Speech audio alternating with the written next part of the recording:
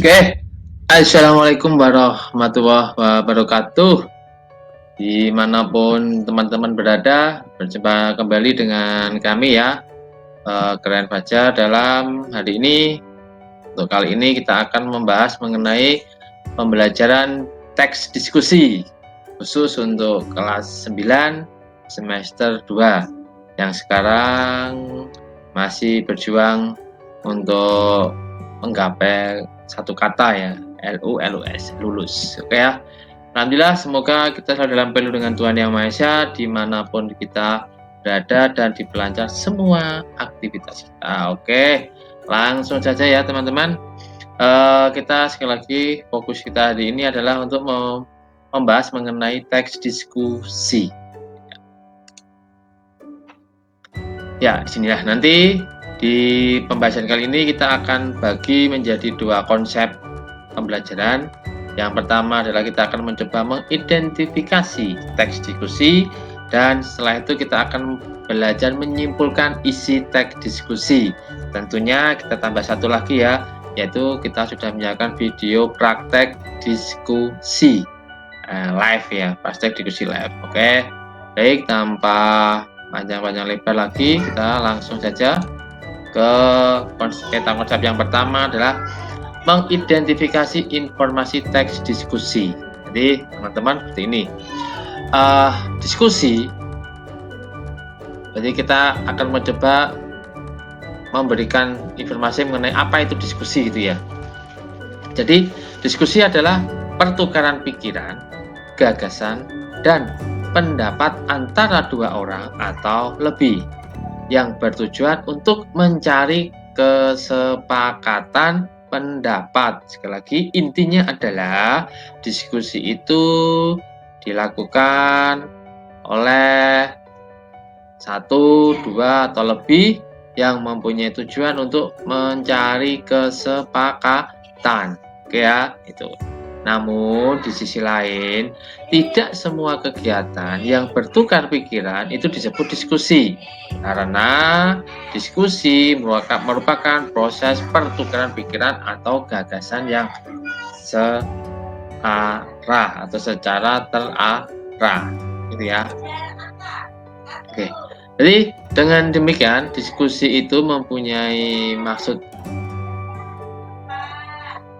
adalah jadi jika ada permasalahan yang hendak dicarikan solusinya dan persoalan tersebut dijadikan sebagai bahan diskusi, gitu ya. Jadi ketika ada persoalan yang perlu dicari solusinya, maka bisa diangkat di media diskusi. Oke, jangan lupa like and subscribe. Terima kasih ya. Lanjut. Jadi salah satu manfaat dari berdiskusi yaitu kita bisa memperbanyak pengetahuan dan pengalaman, karena nanti di dalam diskusi kita akan bertukar pikiran, baik itu yang sudah kita ketahui ataupun pikiran-pikiran yang belum kita ketahui, sehingga itu yang dinamakan adalah memperluas pengetahuan dan memperbanyak pengalaman. Itu ya, artinya setiap kita bertemu manusia, setiap kita bertemu hal atau topik yang bisa diperbincangkan, kenapa tidak, untuk menambah wawasan kita. Ya, jadi itulah salah satu manfaat dari berdiskusi yaitu bisa memperluas pengetahuan dan memperbanyak pengalaman, itu ya. Karena tujuan diskusi adalah mencari kesepakatan atau sepaham, gagasan atau pendapat yang didiskusikan melibatkan oleh orang.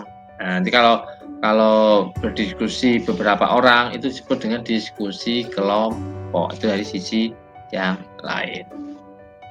Jadi teman-teman ya, jadi diskusi itu mencari kesepakatan atau kesepahaman gagasan. Ya, ini masih identifikasi. Jadi di dalam diskusi kita harus tahu apa pokok pikiran, apa inti sebuah diskusi itu, atau yang lebih kerennya itu adalah ide pokok atau gagasan utama. Ya, di sini kita nanti akan membahas lebih dalam mengenai ini.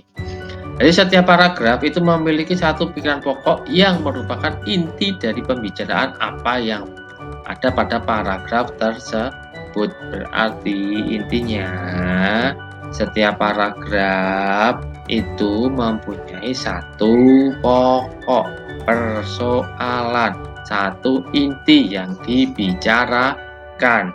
Ya, setiap satu paragraf tadi ada dan mempunyai satu pikiran pokok.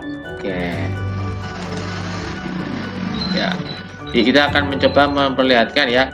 Di sisi yang lain ini, sisi kiri, kita sudah menyiapkan satu paragraf. Umumnya, orang yang mencintai lingkungan akan lebih memilih menyelesaikan berupa decomposing dan daur ulang. Sebagai contoh, sampah organik seperti daun ulang, batang pohon, dan sebagainya dapat dijadikan sebagai pupuk kompos melalui proses decomposing. Adapun sampah non-organik yang memang tidak dapat mengalami pembusukan dapat dilakukan daur ulang. Itu adalah paragrafnya seperti itu. Jadi sebelum ke inti, jadi ciri-ciri paragraf itu adalah menjorok ke dalam, mempunyai beberapa kalimat dan diakhiri dengan tanda baca titik. Itu namanya adalah paragraf. Jadi kembali lagi ke ide pokok ya teman-teman. Setiap paragraf mempunyai satu, ya sekali lagi kan, setiap paragraf mempunyai satu gagasan utama atau ide pokok, dan yang lain merupakan paragraf atau kalimat penjelas. Ya, sekali lagi, setiap paragraf mempunyai satu ide pokok dan yang lain merupakan kalimat penjelas. Misal, kita ada 10 kalimat dalam satu paragraf. Jadi satu milik ide pokok atau kalimat utama, yang lain miliknya gagasan penjelas. Jadi satu ide pokok, 9 miliknya kalimat penjelas. Kalau satu paragraf 5 kalimat, berarti satu ide pokok 4 kalimat penjelas. Ya. Nah, ini yang kita warna hitam itu adalah intinya, ide pokoknya atau kalimat utamanya atau gagasan utamanya. Sedangkan yang berwarna merah ini adalah kalimat penjelasnya. Jadi bisa teman-teman lihat, kalimat utamanya adalah seseorang yang mencintai lingkungan.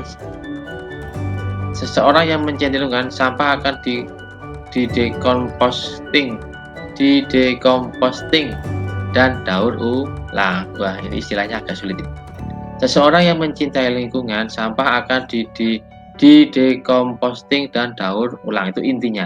Sedangkan kalimat penjelasnya itu terdiri dari menjelaskan apa itu decomposting atau pengelolaan daur ulang. Jadi lihat kalimat nomor 2, contoh menjelaskan mengenai contoh sampah organik seperti daun kering. Nomor 2, non-organik yang memang tidak dapat mengalami pembusukan dan yang dapat dilakukan daur ulang. Ini menjelaskan apa yang menjadi ide pokok. Itu ya teman-teman. Ya, itu kita kalau tadi sudah selesai ya. Sekarang kita masuk ke menyimpulkan isi teks diskusi. Jadi intinya kalau kita menyimpulkan teks itu yang pertama dibaca seluruhnya. Terus di setiap pokok-pokok dari pendapat yang diberikan oleh beberapa pihak berkaitan dengan tema yang dibahas itu pokok-pokoknya dicatat ya, diingat. Selanjutnya yang terakhir adalah mulai menyimpulkan dari pokok-pokok tersebut dengan kalimat yang baik dan benar. Itu adalah ini ada contoh, kita ada contoh ya. Ini ada contoh, itu teknik cara yang dapat dalam menyimpulkan. Teknik atau cara yang dapat dilakukan dalam menyimpulkan itu teknik generalisasi dan teknik analogi. Generalisasi ini menarik fakta-fakta dari apa yang disampaikan sebelumnya. Tapi kalau analogi ini memperlihatkan kesamaan pada sisi tertentu. Itu caranya seperti itu. Ya, contohnya. Contoh ini ya. Zaman sekarang banyak perkembangan teknologi yang terjadi. Perkembangan tersebut mencakupi beberapa bidang seperti bidang medis, transportasi, komunikasi, dan sebagainya. Namun, perkembangan terjadi paling pesat dalam bidang komunikasi. Misalkan saja ponsel. Saat ini ponsel telah mengalami kemajuan pesat. Ponsel tersebut telah disertai dengan fitur-fitur yang luar biasa dan banyak, sehingga terkesan sangat lebih praktis.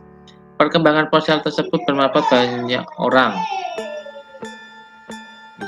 baik di kalangan remaja hingga dewasa. Saat ini ponsel digunakan untuk berbagai kebutuhan seperti komunikasi dan hiburan. Tetapi kemajuan teknologi ini malah menimbulkan dampak negatif bagi remaja. Selain dampak negatif, ada pula dampak positif yang diberikan ponsel untuk remaja. Dampak positif yang dapat diperoleh yaitu lebih memudahkan mereka dalam mengerjakan tugas, lebih mengerti perkembangan komunikasi secara luas dan sebagainya. Adapun dampak negatif yang dapat diperoleh misalnya membuat mereka kecanduan dengan ponsel sehingga lupa dengan kewajiban yaitu belajar. Maka daripada itu, para remaja diarahkan untuk memanfaatkan teknologi elektronik dengan bijak.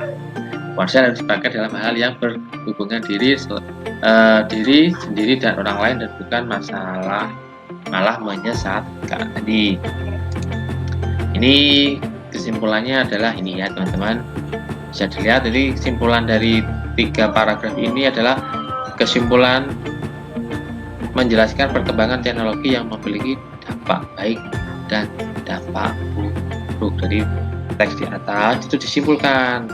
Kesimpulannya adalah menjelaskan perkembangan teknologi yang memiliki dampak baik dan dampak buruk. Oke, ini kita akan tampilkan ini ya, contoh berwawancara. Ini contoh. Ingin mengenalkan diri, saya Jihan sebagai MC, Eriska berperan sebagai ibu rumah tangga, Natasha sebagai narasumber 2 berperan pegawai pabrik, dan yang terakhir Andi sebagai komentator.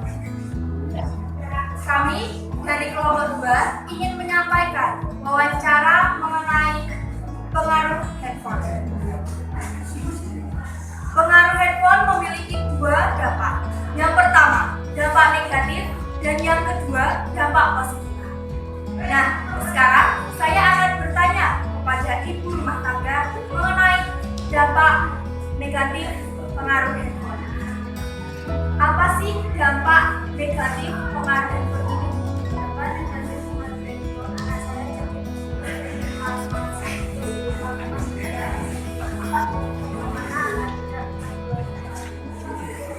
Baik, bagaimana cara menangani hal tersebut? Untuk menangani hal tersebut adalah mengurangi penggunaan handphone dan butuh pengawasan lebih dari orang tua. Baik, tadi ada dampak negatif dan positif. Nah, sekarang dampak positifnya menurut ibu rumah tangga tentang penggunaan handphone. Bisa ditambah wawasan dan komunikasi. Bagaimana menurut pegawai pabrik?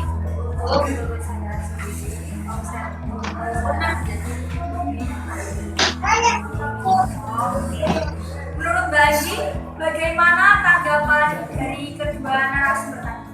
Sebenarnya manfaat positif yang dapat diperoleh oleh siswa dengan bermain handphone adalah dampak negatif yang harus dihindari. Maka dari itu diharapkan semua pihak dari orang tua maupun siswa untuk bersama-sama mengurangi dampak negatif timbul dari. Sekian, terima kasih dari kami kelompok 2. Assalamualaikum warahmatullahi wabarakatuh.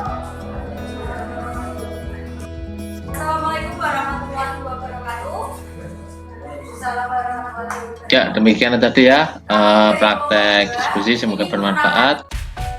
Oke, teman-teman, akhir kata sampai di sini. Semangat belajar terus ya untuk meraih masa depan. Wabillahi taufiq walhidayah. Wassalamualaikum warahmatullahi wabarakatuh.